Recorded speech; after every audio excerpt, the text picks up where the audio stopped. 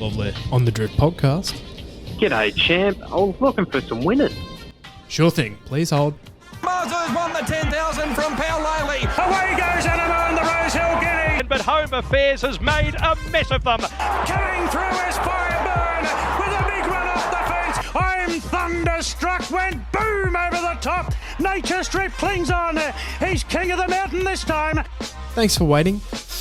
No guarantees, but we'll see what we can do.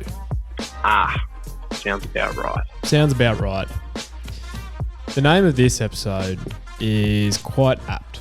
I would have thought it's the Butter Boys, because I feel like you could cut the anticipation with a butter knife in this room right now.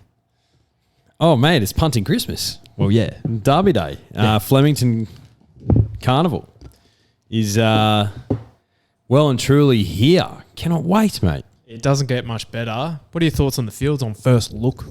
Oh, brilliant. Yeah, Brilliant. They always are. It always is, you know. Yeah. We say it every year. And everyone says it. We're not the only ones, obviously. It's the best day to punt. Yeah, it's In Australia for horse racing enthusiasts. The fields are brilliant. the reason why, if you don't actually understand what we're saying to you right now, is because you only need to back one or two winners. That's all you need to do. You'll get aptly rewarded if you can find them. Yeah, exactly right. You know, you'll struggle to find a favourite on Derby Day sub $3. So, yeah, and also plenty of horses in their grand final who are of a high quality, and sometimes you're getting double figures. Yeah. Just unbelievable stuff. It is. And I must say, last year I was genuinely perplexed going into Derby Day because, and it showed in my my results, I must say. Yeah. But this year I'm far more confident. Yeah, there's always a little bit of, you know, bit of uncertainty when it comes to Derby Day. I think this year, mate, because we've retired the purple polo. For the drifters who don't know, this podcast actually used to be called Polo Punt Club because we used to have a thing about polos. Purple ruffler and polos are the worst. Whoever performed the worst on Derby Day within our punters club got awarded the purple polo. So therefore, there was a lot of expectation and news. Was so nervous on Derby Day that I think it did muddle people's ability to read form. Mine's muddled at the best of times, mate. I know. It was just unnecessary pressure that we put out on ourselves. So the polo has been retired. It's been retired, and I think rightly so. You know, this is a day that we're supposed to really bask in all its glory. If you have a shocker on the punt, so be it. That sucks. Yeah. You shouldn't be punished with what I think could potentially be worse than a life sentence in prison. For the next 12 months. It doesn't make any sense. Basically in punting prison for the next 12 months wearing that purple polo. Horrific stuff. Yeah, it's so bad. So before we get stuck in, mate, let's do a quick synopsis of last weekend. So I'll let you take the honours. How good was he? Oh, yeah, he was unbelievable, Mo. I couldn't have put it any better than Matt Hill myself. Destiny was fulfilled. That call was awesome. It was. Destiny's looking ANAMOE in the face. ANAMOE, who looks Destiny in the face. Oh, mate, yeah. Perfect. Destiny fulfilled. Best horse in the country. Yeah. I was wrong about him, but I think we've both been wrong about the Quinella over the last 6 to 12 months on this podcast. Yeah, no doubt. I'll put my hand up and say I didn't think much of I'm Thunderstruck. I didn't think he was a bad horse. No. I just didn't think he was a genuine Group 1 weight for age horse. Proved me wrong. Geez, he runs on a bit, though, for a nice second or third. He does.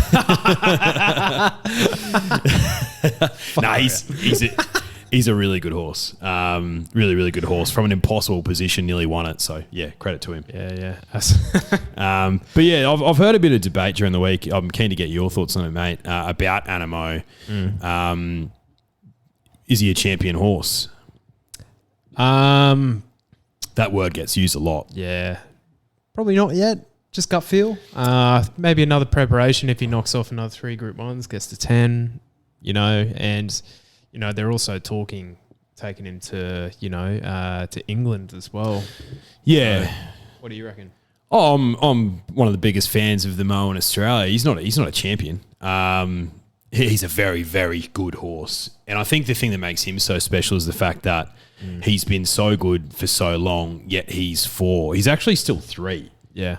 He turns 4 on November 16th, I believe. He's a late born colt. So, but yeah, I agree. If he dominates the autumn here, or if they take him overseas, and even if he jags one Group 1 over 2,000 metres at weight for age over there, well, they're all weight for age Group 1s over there, but yeah, then you could probably elevate him. He's just a very good horse at this stage. Yeah. Big fan. Take nothing away from him. Yeah, agreed. So, ANAMOE was special, got the job done, and I feel like a lot of punters had a deserved fill up with ANAMOE. No doubt. But I'm sure some people responsibly took the double into Bella Nipotina.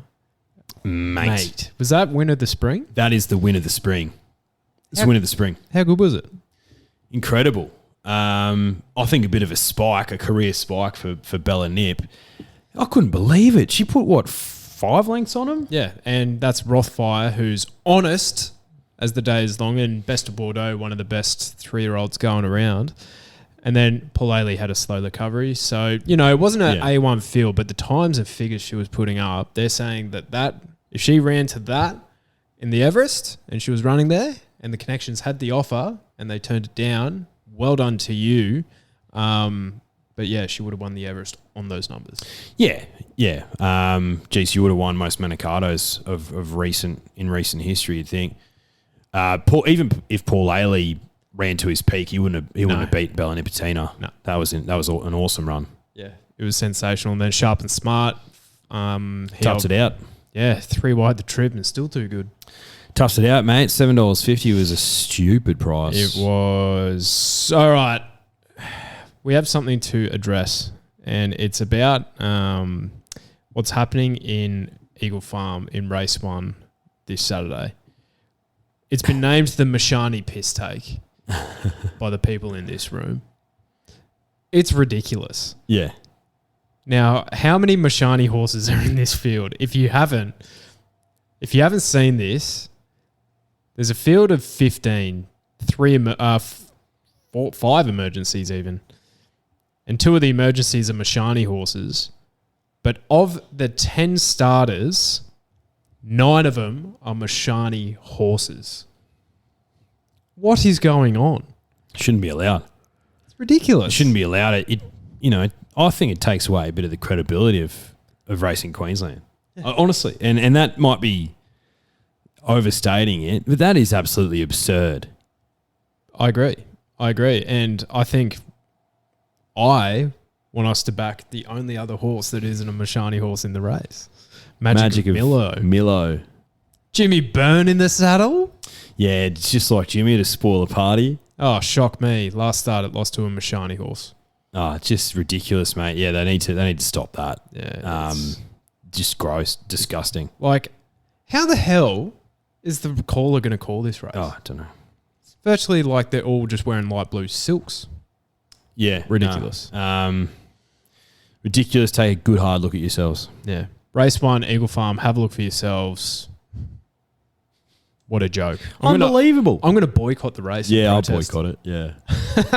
Yeah.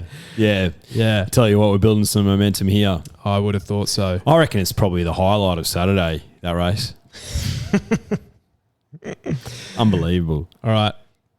We have a lot to get through, and I've done some thorough analysis on this weekend of racing. So without further ado, let's go to Flemington and let's kick it off with the first Group 1, which is the Coolmore Stud State. Oh, I was on such a good roll there. The Coolmore Stud Stakes, race 6. For the 3-year-olds, 1,200 metres down the straight. Now, iconic race. Iconic. And this is the best edition of the race since Exceedance beat home Bivouac and Libertine, in my opinion. Yeah, geez, that was a good race. It was. Sunlight was the year before. Yeah. And then you had Merchant Navy the year before that. Jeez. But came from an impossible position. This is just as good as those 3 editions, I would say. So, where are you landing? Because you very, very well found by you last year, Home Affairs, because he was, flat, it's fair to say. in the Everest leading up, but Jacquino was absolutely fantastic in the Everest. Yeah, flying home. So you're landing that way? I am, yeah. Just cut to the chase. Oh, I think from now on, after it worked for me last year, I'll just try and follow the tried and true recipe. Yep. If a 3-year-old runs in the Everest and if his prior form, well, to get into the Everest, his prior form is going to be good, or hers. And if they run well, that's my Coolmore horse if they back up. Jackie and I in the Golden Rose, I've said it on the podcast, I had money on him even though in secret was my own toppy. Not like in secret got brained by him. No. She was very brave. She was fantastic. You could argue she's a better 1,200 metre horse, but no, anything that runs in the Everest and then backs up and goes against its own age group in the Coolmore Stud 2 weeks later, yeah, with my money, it'll be running. So he's $6 with Neds at the moment. There's a stack of pace on. Jack, will be coming home like a freight train. That's the risk with him. As a horse, I think he's brilliant enough to come home in a race like this. In secret, for me, huge danger. A lot of respect for her in this race. J-Mac on, draws well, sit behind the speed, can take a pick of where she is. The other horse that I like is Economics, but I just can't after he was a bit coltish at the barriers last start, where I reckon he would have brained Green Impact. So 14s with Neds at Economics if you want to have an each way price, but it'd be a pretty steep bridge to climb, coming up into this race second up. But that's my thoughts to be short and sweet. What do you reckon? I think there's 4 winning chances in the race. Yep. They are Jacquino, Buenos Noches. Buenos noches. Great name for a horse. Great name. Coolangatta and In Secret. I think the bookies have nailed the market in this one. Yeah. I think there is... Look, a long tail is pretty harsh to say, right? But I think you could narrow this leg of the quaddie down, in my opinion. And the other thing is that all these horses have drawn to the same side. Yeah, really interesting. Yeah. It reminds me of the Newmarket. Newmarket down the straight. Yeah. So, of the bolters on the inside, potentially like Lofty Strike or something if they do split. But yeah, we'll see. Obviously, now I looked at that form line. I'm like, all right, history suggests Everest runners are going to run pretty decent in this race. Now I heard, and I don't want to dent your confidence because Jacquino is not my on toppy. I think he'll run a great race, but I'm just trying to get him beat. Yeah. So Mick Price during the week said that this horse has definitely felt the run. He didn't bounce out of his Everest run, no. And he did, he's flying back to Melbourne as well. So you have to consider that, I'd say. And I remember at the beginning of the prep, they were saying they've figured this horse out. He needs time in between runs. 2 weeks from an Everest, I'm suspect that he might be a little bit flat on the day. He still might be good enough to win, but I'm happy to take him on. I think I can find better value in this race. Plus, he's had a change of silks. You don't like that? I know. Well, that's just the transaction of doing business, Yeah, just doing a lot of business around horses, which is sort of business I like. Exactly. No, all valid points you make, mate. Is there another horse in the race whose vest is a bit more bulletproof? Yes. Buenos Noches. Buenos noches. He's my on toppy, and I'll explain to you why. Got beaten a lip by Giga Kick. Giga Kick, you're kidding. So I think that's good enough to win here. Look, I think the $7 on offer with Neds for Buenos Noches is fantastic value. I think he has a bit of a think about it though. I think he's a very, very coltish. So he does have to try and handle or get better manners. But between his last run against Giga Kick, where he ran second, nearly ran over the top of him. Giga Kick was just too strong. He did go for a trial in Sydney, and he was running similar figures to Lost and Running. So against and it is trial form, you could probably take it with a pinch of salt, but it's there. The other interesting thing about this horse is he only raced at the 1100. I think the 1,200 metres, he is an absolute line finder. Once that final 100 metres is where he does his best work, I think he's just going to be absolutely suited out to the 1,200 metres. I think Coolangatta brings in that different form line, which you can't really line her up against all these, but I think she is vulnerable at the 1,200. So I'm happy to kind of take her on, even though I think she's a winning chance. Then in secret, I'm just hope she has bad luck. Because I think she's a fantastic horse. I reckon she's a better 1,200 metre horse than 1,400 metre horse, and she nearly won a Golden Rose. Yeah. Buenos Noches, he has a think about it, mate, because you know what he's thinking about? He's thinking about the guacamole. He's thinking about the margaritas. He's thinking about the la cerveza. Buenos Noches. And I don't blame him. All delicious stuff. Mate, yeah, great punt if it gets up. Yeah. Oh, geez, he's into $7 with Neds. Yeah. So yeah, wow. I think, I think there's some good judges already coming for him, which, you know, I like to see. We'll see what he starts on the day because the early money can level out on game day, but I have a feeling they'll crunch in secret on the day. So I reckon you'll probably get a better price on the day. Touche. Do we want to give a trifecta in each race? Yeah, let's do that. All right. So Buenos Noches on top for me, in secret, and Jack and O. Jack and O, in secret, and economics for me. Lovely. Victoria Derby, 2,500 metres. What are your thoughts? I think it's a brilliant race this year. It's one of the strongest derbies I can remember. There's been an argument in the past, not mine, that they should reduce the distance, which I think is silly. Derby's got a place in the calendar, I think, on Derby Day. I would have thought so. Yeah, I think it's a cracking edition of the race. For me, I'm with the two top in the market easily. I think whilst there's a pretty short tail in this race, those two are the two to beat, Sharp and Smart and Berkeley Square. Should I start calling them Barclay Square? Do I sound like a dickhead? Or is it either or? Well, all of the connections call him Barclay Square, so I guess you can do with that what you will. Oh, fuck the connections. I don't care what they think of their horse. No, yeah, Barclay Square. So I think I said on the last podcast, so I'm not sure. I've got futures on him. I put futures on him in the Derby prior to the Caulfield Guineas. That's a good bet. Which is a decent bet.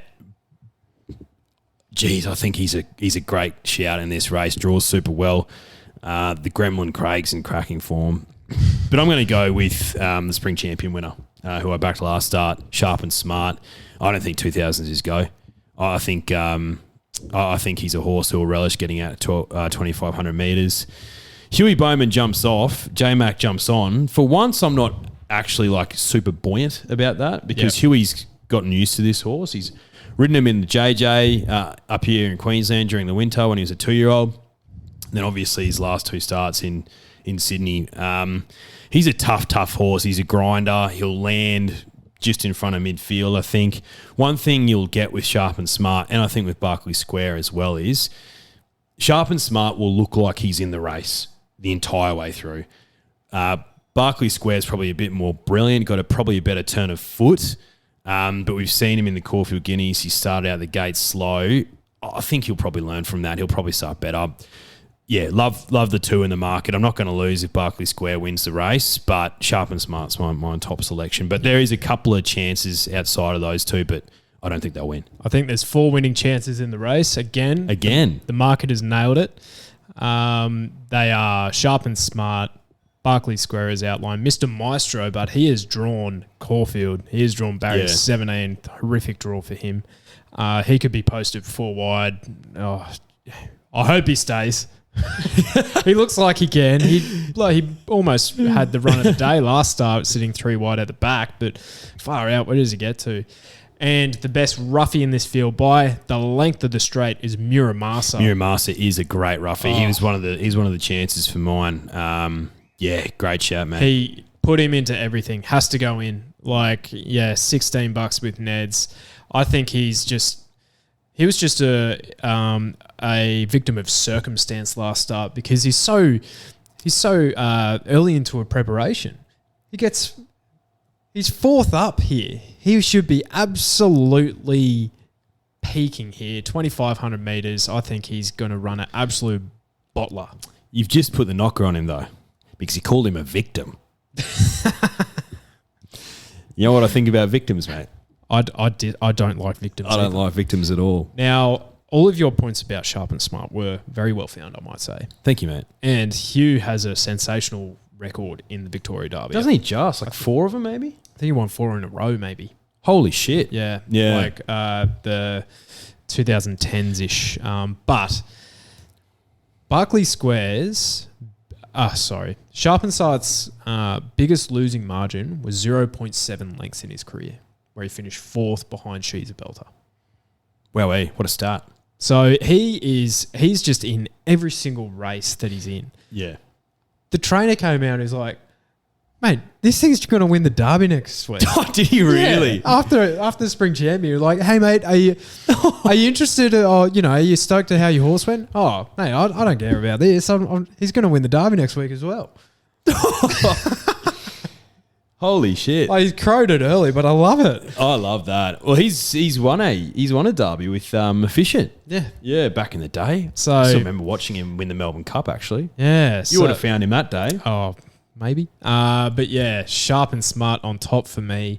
Barclay Square, have to include him because last weekend in the Vars, that race was only a length slower than the Cox Plate over the same distance. So that race has rated unbelievably well. They have run some serious time, which makes me think that these 3-year-olds aren't actually too bad. Yeah. Well, I think surely that Vars form line and the Spring Champion form line is stronger than the Geelong Classic form line that Mr. Maestro comes out of. It always is, man. It's like your point before in the Coolmore about the economics getting scratched from that race. The Heritage? No, he won the Heritage. No, the Blue Sapphire stage. The Blue Sapphire. It's like there's always like Anders won it a few years ago. And everyone's going like, Extreme Warrior won it last year. That's the thing. They don't quite add up. Yep. I think the Geelong Classic's the exact same. So Grand Pierre, if you like him, credit to you, and you're getting $31 to find out, right? But I don't think so. But yeah, Sharp and Smart. So back to like the horse that brings in the form lines is Elliptical. Yeah, he does. Yeah, So- across the Caulfield Guineas. Yeah, And he looked home in the Spring Champion. And, I think he looks like he's a better 2,000 metre horse than 1,600 metre horse. Barclay Square probably is as well, but Sharp and Smart beat at home. you're going to get a run for your money with Sharp and Smart. He's $3.60 with Neds. Oh, geez, I would have liked to have seen him out closer to $4, but I think they've got it about right at the moment. Yep. Yeah, Reminds me of Ace High a bit. Can sit on speed, just stays all day. yeah. Geez, he was a good horse, wasn't he? was. Well done. He was. All right. So my trifecta in the race is Sharp and Smart. Muramasa into second. I just can't see this horse not running a good race. Mr. Maestro, I still think he is a sensational prospect of a horse. But when Mr. Maestro and Sharp and Smart met earlier this year, it was in April, so, different form lines, different lengths, all that sort of stuff. But Sharp and Smart beat him by 4 lengths. Might happen again. And, Barclay Square into 4th. Sharp and Smart on toppy for me, Barclay Square. Because you've said Muramasa, I'll let you have that glory. Pericles, he'll run a good race. Okay. All right, Empire Rose. Now, we've had to adjust our speed maps because I don't know what the fuck has happened here. But they've had to redo the barrier draw. Now, in the 2 years that we've been doing this podcast and the, decade that we've been following horse racing, I've never heard of this happening Yes, before. it's dumb footy, isn't it? So apparently they've were 2 marbles short or something, and they just gave barrier 14 to a horse, which you really just can't do. Yeah. So some horses that were drawn sticky, have now drawn okay. So now I might kick us off here. Yeah, launch. I think this is the best horse that New Zealand has had since Melody Bell, and she looks like an absolute star of the creek. Number 14. Barrier 10, she did originally draw barrier 8, but, there's a few emergencies in here. So the bottom 4 in the form guide they've all drawn out anyway, so it doesn't really matter. But you do have Fangirl and Hinged in the race as well. They're probably going to stay for the Golden Eagles, so she probably jumps out of 9. Yeah. Which I think, that's good enough for me. J-Mac in the saddle. This horse has done it all. And she's only a 4-year-old mare. She ran second in the New Zealand Derby, which you never see fillies do that. You never see that, especially against the staying pedigree of those New Zealand horses. Yep. She beat Regal Lion home in that Derby. Last start, she won by 5 lengths on a heavy track where the trainer says she doesn't handle it. And she beat Imperatriz home by 10 lengths. Yep. She's an absolute star. I think she's probably better suited at the 2,000 metres, but I think she's good enough to win this. No doubt. Yeah. She should be winning this. She should be. And I think $3 with Neds, I'll find her on the day. I think. I've been rocking a hard place today. Because you said on the podcast last week, you sort of set it up for me. You sort of bowled it outside off, and I almost I've basically stepped into it and I've tried to hit it for 4 through the covers. Because there's a lightly weighted filly in this race with 49 kegs on her back. She's lickety split. Yeah. Who draws well. She'll be up on pace. Does she have the brilliance of a Scholes to win this race? Who did that in 2017? Odium and Forbidden Love placed a couple of years ago, both with lightly weighted. I think they lost to Shout the Bar, maybe. Yep. That was Odium.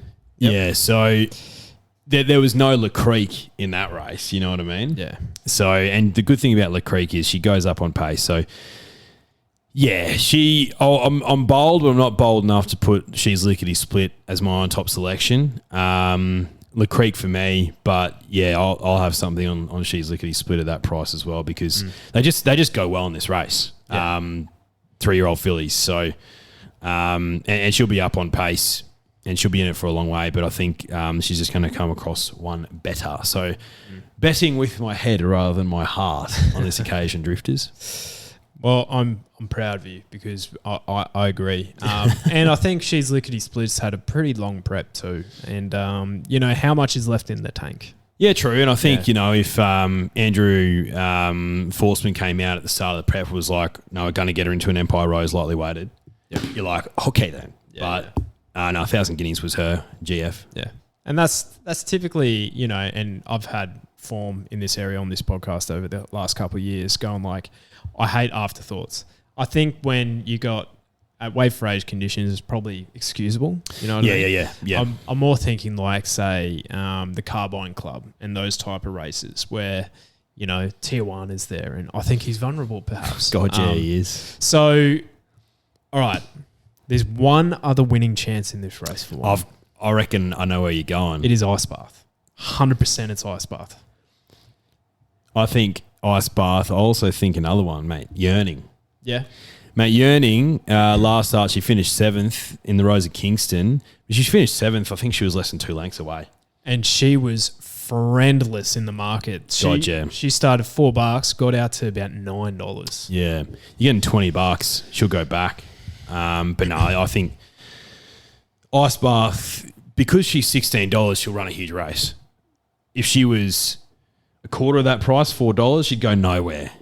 Mate, last week in the Invitation, which is the race that she won last year, week back up in the Cantala, didn't even go to the mare's race. Nearly won it. She lost by a lip. She looked, I think Mac Hill even called her the winner. Yeah. Like, she's just a Goldilocks horse. Everything needs to go right. But potentially, that day, it was a good track. Potentially, she actually might be a horse that likes being on top of the ground, which I think we're going to be playing on about a soft 5-ish, which I think will, that's what I've kind of done the form for. I think soft so, 5, yeah. soft 6 at the worst. I think they'll suit her down to the earth. Nice big straight for her to level up. I think the week back up, she's 6th up here. She takes an eternity to get into a preparation. $16. I'm having something on her because I don't want to lose on her if she does win. I'd be too frustrated. I'm not touching her. I'm not touching her on the 10-foot pole. Where's Bruce when you need him? The other roughie in the race for me is number 9, Belle Placia. So she actually beat home Ice Bath in the Invitation on the quick backup as well. And I think she's actually going pretty decent this prep. Was behind I Wish I Win first up. Barrand Forster in the saddle. coming across. Yeah. Bar end. I was also trying to find Pelissippan, but because I've been a big fan of her. Yeah, I backed her last start. Been a big fan, but zero form over the mile. There's a few in that boat actually, like Kiss on All Four Cheeks. I think there's others preferred.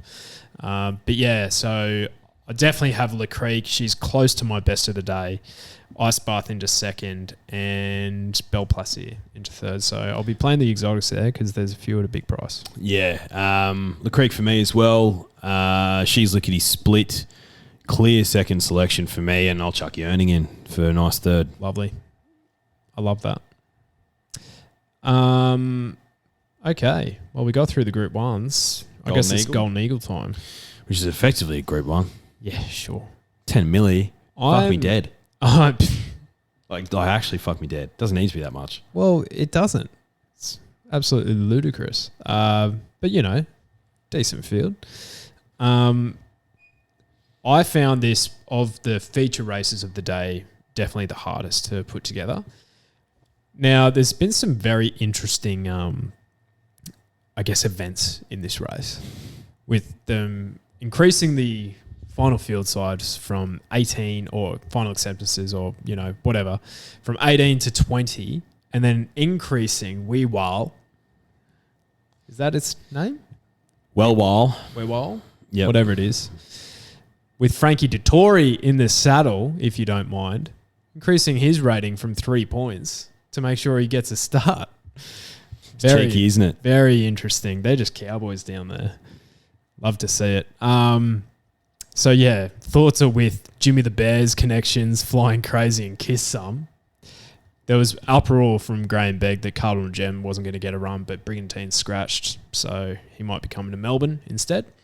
But, yeah, what are your thoughts on the Golden Eagle? Because I might need a little bit of help. Oh, mate, yeah. So the two at the top of the market, or the one at the top of the market, is number 12, Light Infantry, and the spruik on this horse is enormous. I don't get it. You don't get it? No. So he's run second to probably the best filly in Europe. Yep. In Spiral. Yep. Mate, yeah, I understand it. Light Infantry, there's a huge spruik on this horse. He's so lightly raced. He's got this agreement basically with Kieran Maher with his trainer over in France. Not sure what his name is. Another David. Mm-hmm. Basically, this horse is going to run here, then run in Royal Ascot, come back here. Enormous spruik on this horse. He should be putting this field away, mate. Yep. He really should be. Look, I think it's interesting that seeing an international in the Golden Eagle. If you think about it, the first edition was when Coley won in 2019, and then we've had 2 years of COVID. So there hasn't really been an opportunity, I'd say, for a highly spruiked international to basically come and leave. You know what I mean? Like we've had, Laws of Indices, Maximal and things like that, but they came and they stayed. A little bit different. He should be winning this race. I think Light Infantry. I'm sure of it. He'll sit basically just forward of midfield. He's got Jamie Spencer on board who rides him overseas as well. Yeah, he's with the right stable too. You know, it's just the knocker on him has he travelled well, and secondly, he's just been ridden down straights.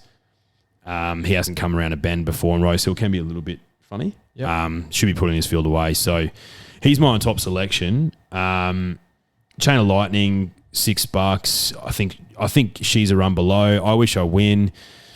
He could come out and run really, really well. Where does Luke Nolan take him from there? Where does he sit? I think he's going to be too far back again. I don't think he's got the right jockey on board to be more positive. And you're going to laugh at this. The horse that creates the most interest for me, because I just think it's absolutely bizarre that they're taking her here for one run in the entire spring prep over 1,500 metres, where for sure she's a better horse over 2,000 metres, is Gypsy Goddess. My girl, Gypsy. Money speaks. She's $16 with Neds. If she runs in the top 5, she makes an absolute monster. There's going to be pace on here. She draws super well. She'll sit midfield, mate. Would not be surprised to see her coming around the outside. Willie Pike. Kick, Gypsy! Light infantry, I'm actually really confident. But I'll have something on Gypsy Goddess as well, mate. But I don't know if that's cleared anything up for you or if that's made it even more of a mess. But that's my thoughts. The only thing I know for certain in this race is I'm not betting on light infantry, and I'll tell you why. You can't deny his form at the mile is pretty damn good, right? Yeah. Inspiral, as you talked about, I always forget how to pronounce this horse's name. The Godolphin thing. Cerberus. Yeah. I forget how to announce it all. Cerberus. No, he's here. I forget. And I was actually looking over my notes. I'm like, I'm going to remember how to say that. I forgot. Native Trail, another Godolphin horse, and then Luxembourg. Like, top tier, right? It's good form, mate. He started $24 to $50 against all of them each time.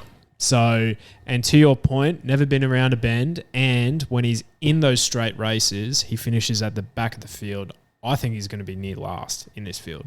That's how I see him mapping, because we saw Jamie Spencer.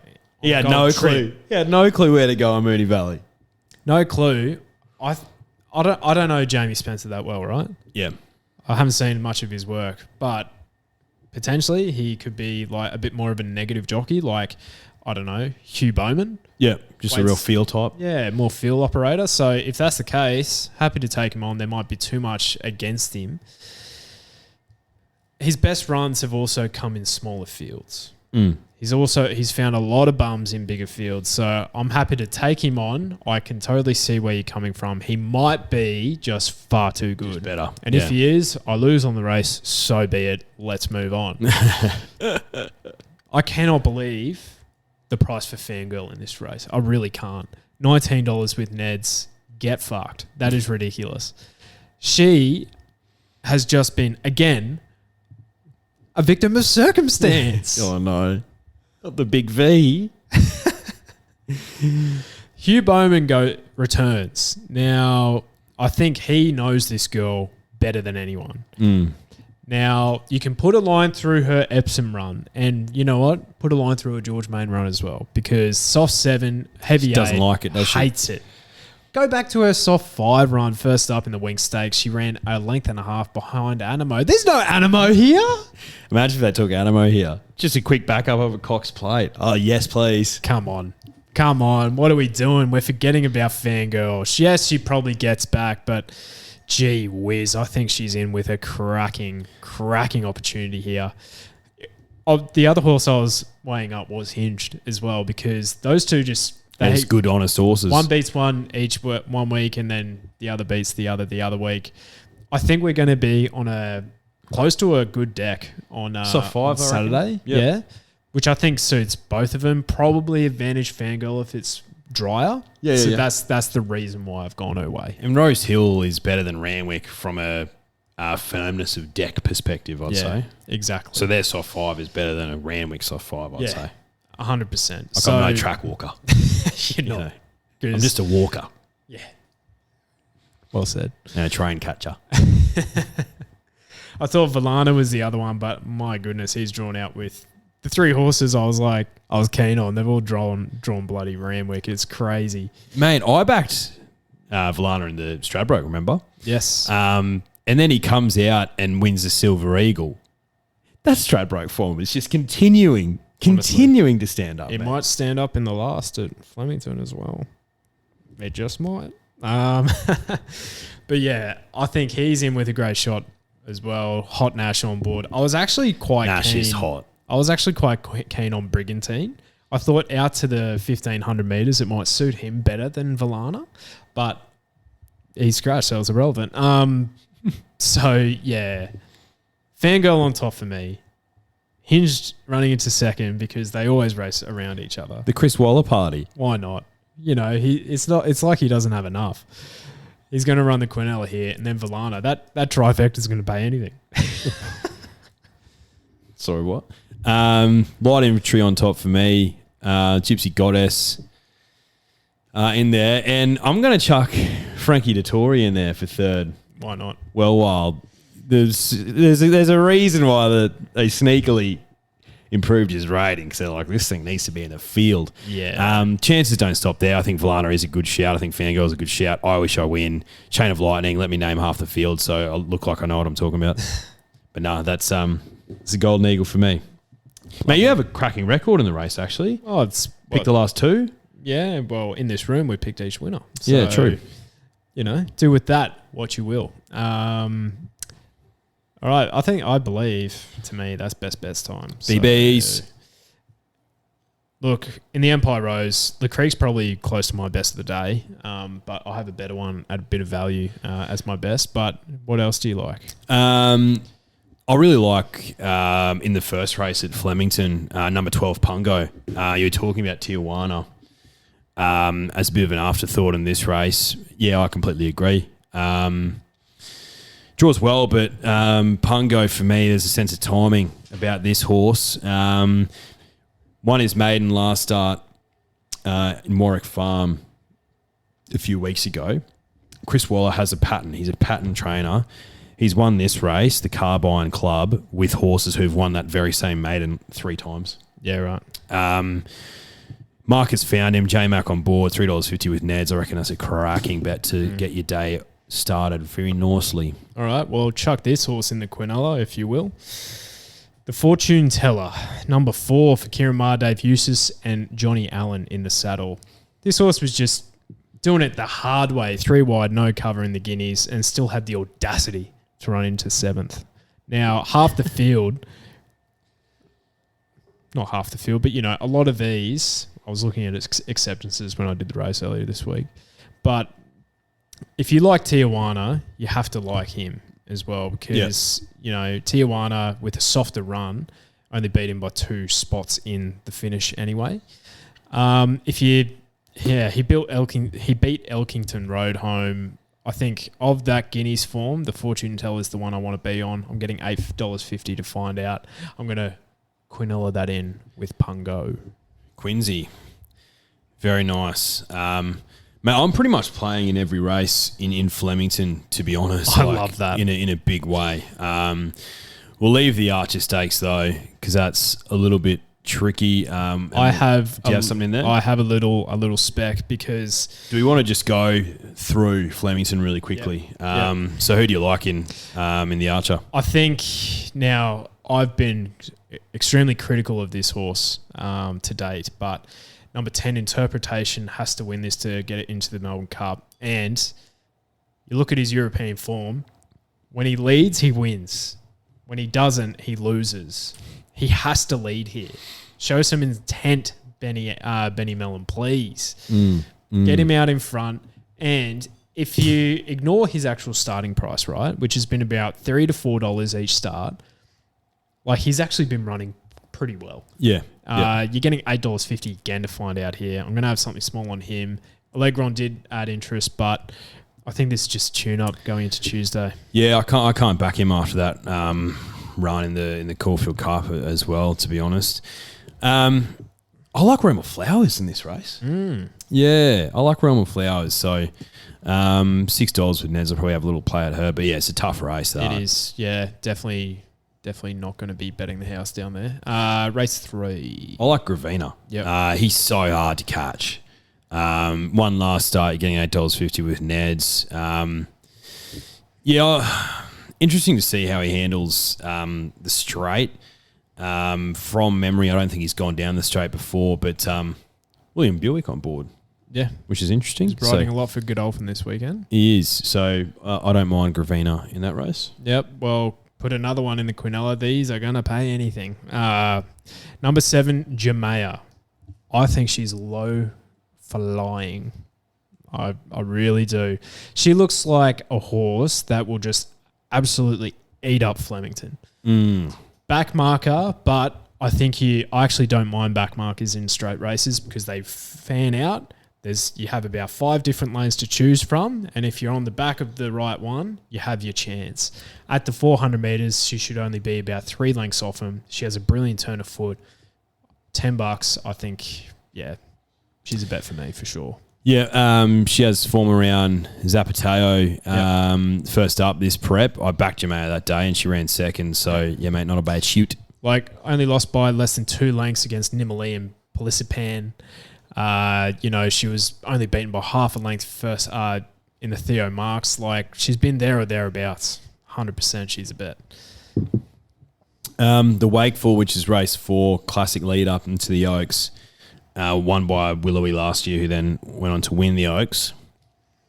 Johnny Sargent knows how to win this race, knows how to win the Oaks as well, and so does Damien Oliver. I think So Dazzling is a cracking bet in this race, $8.50 with Neds. She could very well be my Oaks filly as well. So interesting with her. She won on a heavy 10 at Flemington over 1,800 metres a couple months ago, or maybe a month ago. Took her back up to Newcastle just to run in a benchmark handicap race where she ran third. But Johnny Sargent, that's just a tune-up. He's done that plenty of times, then brought him back down for the Wakeful. She's a cracking bet in that race for me. Not only is she a cracking bet, she's the best of the day. So Dazzling. She is a sensational bet this weekend, and I'll tell you why. For all the reasons you've outlined, she's had 2 tune-ups at the 1,800 metres. Not only did she go to Newcastle, run third, and she was only getting warm in the last 100. Yeah. 2,000 metres is going to suit. Sure, she might have been the favourite, but she was against like 6-year-old geldings there. Yeah. She was a little baby girl, 57 kegs. And she still did sensational. And exactly right. She was weighted not to win that race. 100%.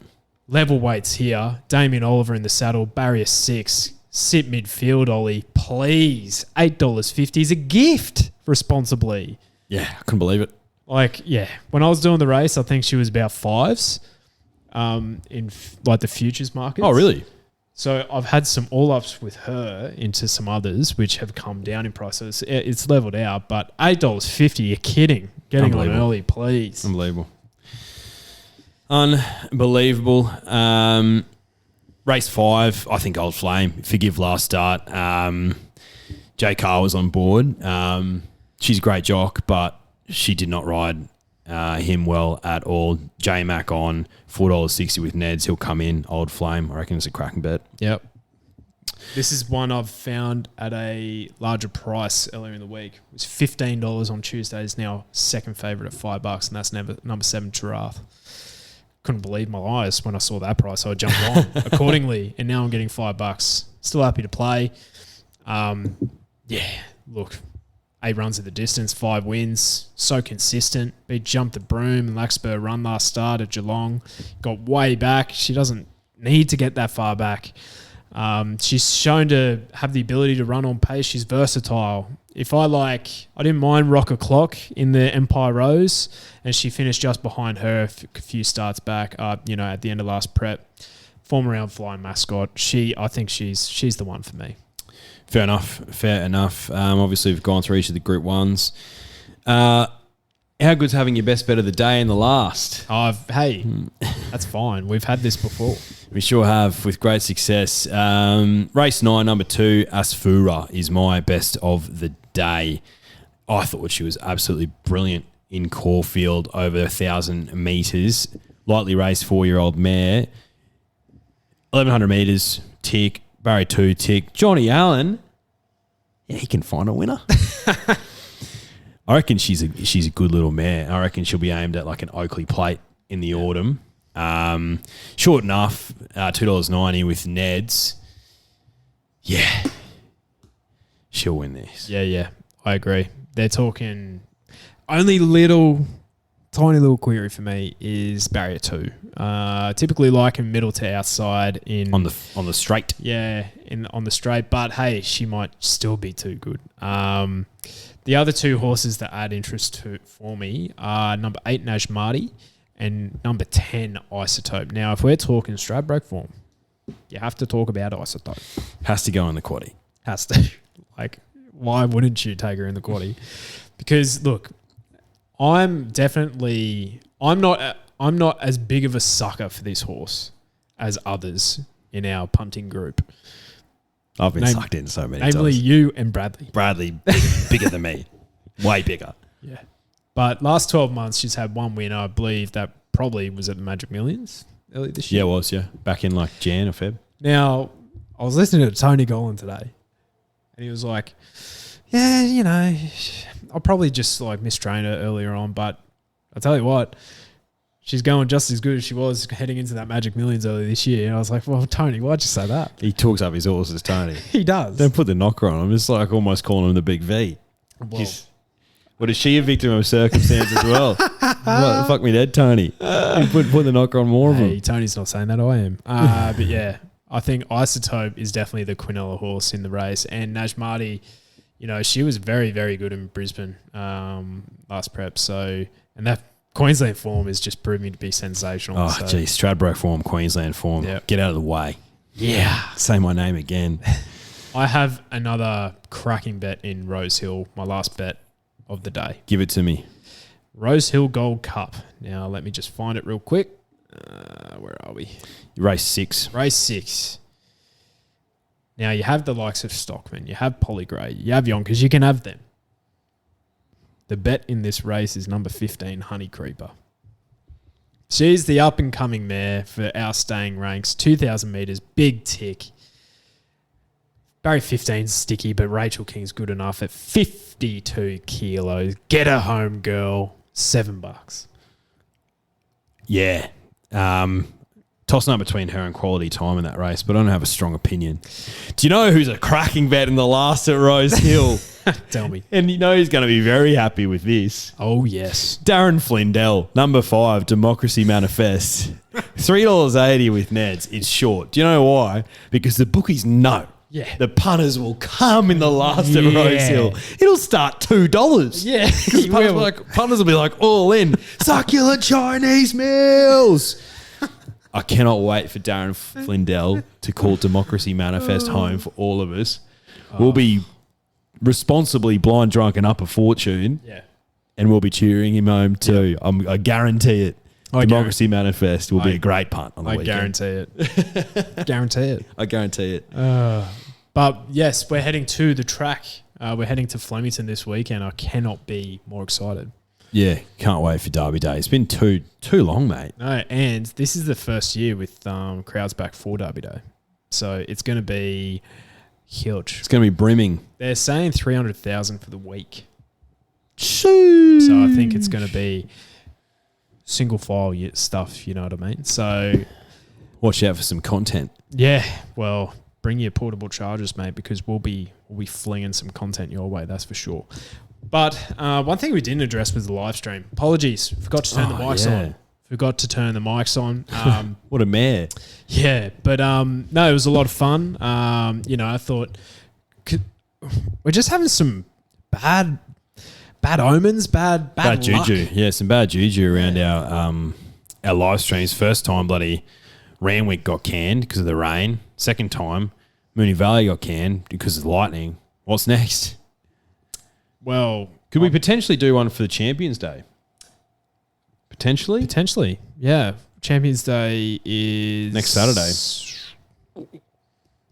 Yeah, Potentially. Yeah. Let's not lock that in. no, Tentative. We won't lock that in, but it's definitely a possibility. Not gonna turn that Not down. going to fiercely deny. No, but that's Derby Day in a nutshell, mate. I think, you know, La Creek and Asfura aside, Yeah. all my tips were about $8. Yeah. Well, And if you're following them, obviously do your own research. And if you agree, have something on. But if not, just gamble responsibly and just let it go. yeah, exactly right. You just need to find a couple on Derby Day responsibly, and you'll be having a responsibly fun evening. And you'll be responsibly taking your winnings to the cast and responsibly just keeping on going, you know? Well said. But yeah, so down there for Derby Day, I'm staying for the Cup, which is going to be Brill. Yep. Yeah, we'll sort something out for the podcast for Melbourne Cup. So, Probably just no video. We'll probably just do audio and get it's like a radio interview for you. About half an hour. We'll knock it out easy. brilliant. All right. Sounds absolutely brilliant. Good luck this weekend. Gamble responsibly if you're having a punt, but do it with Neds if you are. Good luck, drifters.